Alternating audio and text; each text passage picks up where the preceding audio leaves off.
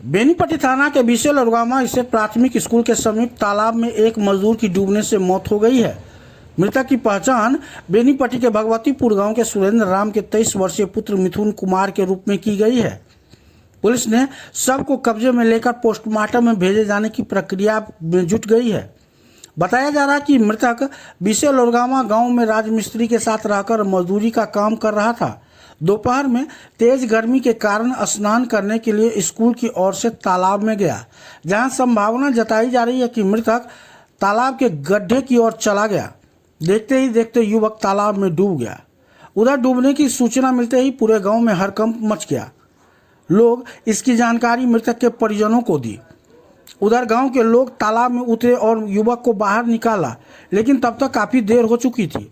उधर डूबने की सूचना मिलते ही डायल 112 की पुलिस टीम भी मौके पर पहुंची।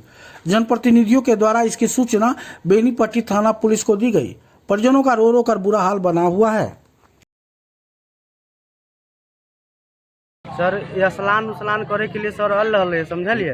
और स्नान करे के दुआरे एकरा हेले नहीं हल में ढुलै गेल समझलिए, वही के कारण से ही डूब गेले सर। हमारा सबके पता चलल, यहाँ पर के लोकल महिला सब देखल के हाथ में इशारा देते तो वो सब खबर कल के ताले खबर करे करे ताले ये आदमी पास कर गए समझलिए।